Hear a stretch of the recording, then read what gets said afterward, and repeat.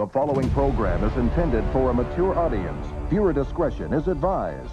This I've got to see. It's worth watching, so stay tuned.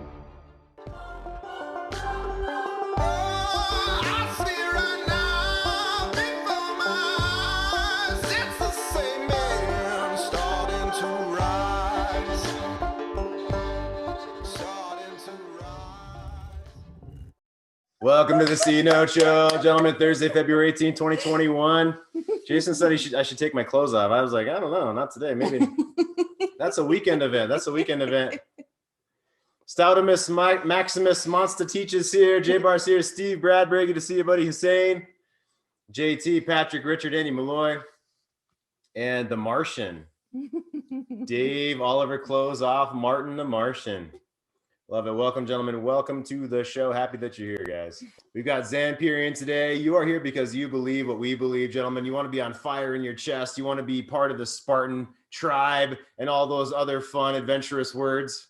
Truck nuts and, as Ryan Stone would say, truck nuts and Miller Lite and buzzwords and axe throwing and all that shit. Fuck yeah. Oh my goodness. Yeah. You want to learn how to be fucking awesome in long-term relationship, no matter what is going on. Is it a full moon today or yesterday or something like that? Because it feels like it. I don't know. That the full moon dumped a foot of snow here in Colorado, which we needed it. We earned it. We deserved it. The Northeast got nailed a little while ago and we did not. Welcome to the show, guys. I've got two posts from the forum today. We've got some brand new Mark Manson. I've also got some more Zampirian, like I mentioned. This is Miss Cynthia Cruz, the only woman allowed on this show for her professional, feminine perspective. Good to see you. Thank you for having me.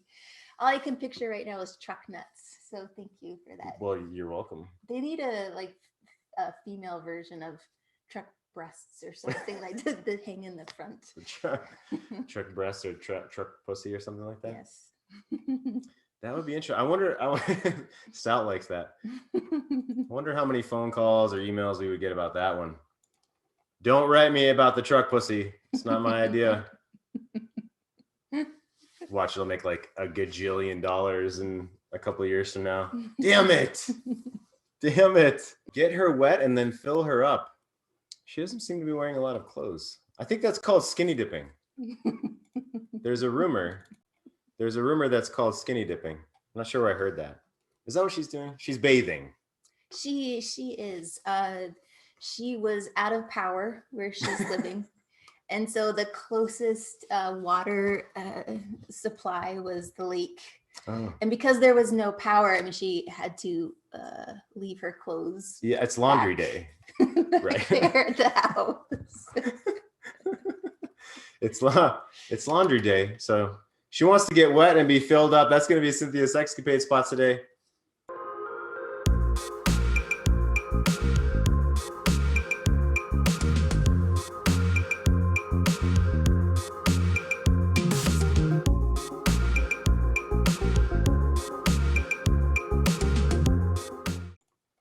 Oh my goodness. Gentlemen, good to see you. Let's go ahead and jump into our staircase of courage today. If you're not doing brain surgery, I want you to answer this question right now. What turns you on about life? What makes you feel alive? What makes you feel alive in life? This morning in CrossFit, we did sets of 20 squats. I think I did 6 sets of 20 squats. That made me feel alive. That was fun. And there was so much snow that the 5 a.m. class and the 6:15 a.m. class packed into my usual class, the 9 a.m. class.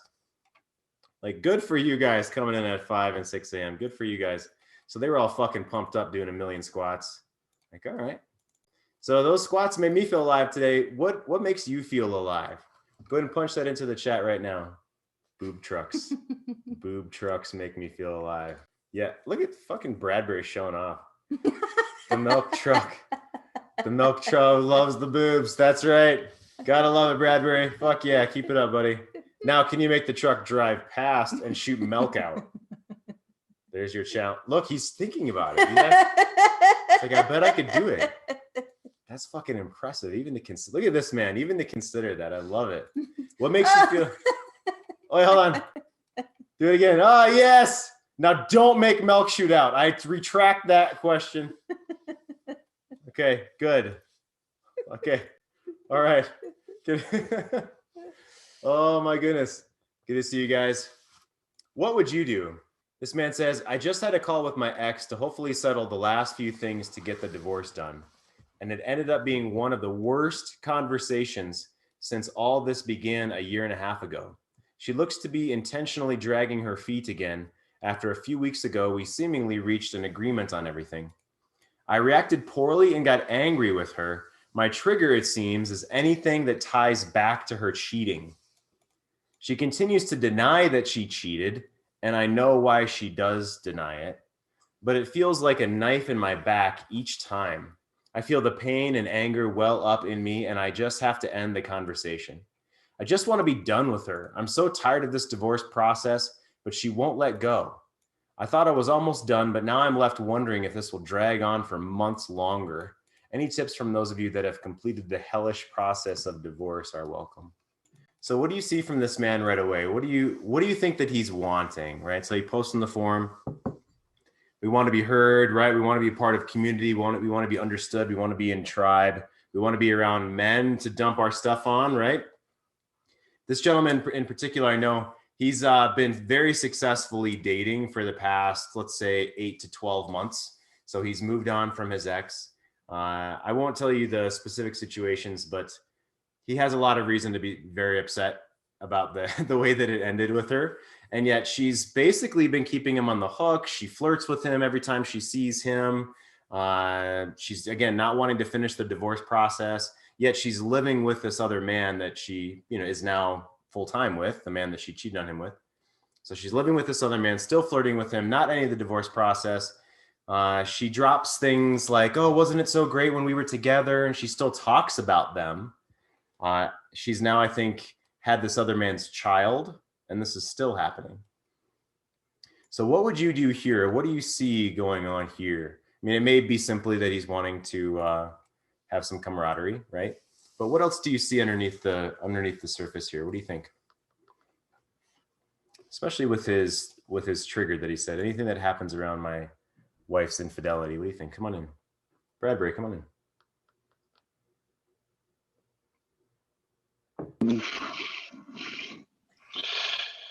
I mean, he wants closure, I think. I mean, it's over in his mind, right? He just wants to move past it. And, if she's keep bringing it up and keep kind of making him an orbiter, if you will, in red pill terms, by, keeping just enough attention to keep him close and help her feel safe and all that kind of stuff, and keep him far enough away at the same time. I think he's kind of at a place, and where I'd coach him in is to discover what is moving him forward rather than what is pulling him behind. The divorce will happen. It's going to happen. Where are you going? Because that's the only thing he's going to be able to wake up right now and not just completely just drown himself in the emotion of the moment. So, I mean, I feel for him. That's a tough place to be. I got dragged like that as well, right before divorce. Just enough attention to make you question everything that you wanted to do. And okay, well, you could have the house too. And oh, you want the car? You want the kids 100%? Sure, just love me because I want your love. But no, I don't. It's a really hard place to be. So, I mean, I guess I'd pat him on the back and buy him another beer and decide where we're going to go from here. Yeah, I love that. Eye on the prize. This is going to happen. Let's keep our eyes forward. Yeah, Chris, thanks for raising your hand. Come on in. Yeah, for me, I think, because he identifies it still being a trigger. So, I mean, I would suggest him working on that being a trigger for him and going through that emotion, whether, he writes about how he's feeling or something, talk to another man, but really keep working through that trigger of his, because then he could still be that mountain lion, even if it comes up. And so it won't really affect him, because if it keeps affecting him, it's still, any memory will continue to affect him even as he's dating. He's still going to have these moments, you know. So I would really, you know, invite him to sit with how he's feeling and, you know, get really real and raw with his feelings of the infidelity that he went through.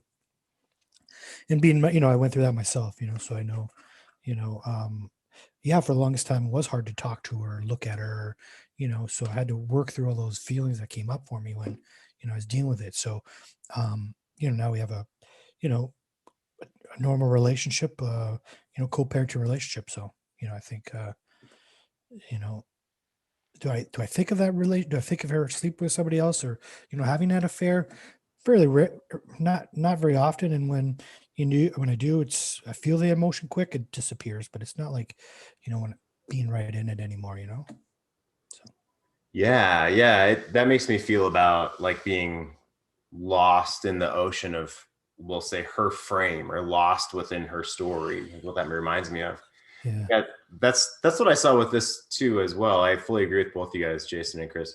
What I saw in this is he's still expecting her to take some type of particular action, right? He's still expecting her to do something particular.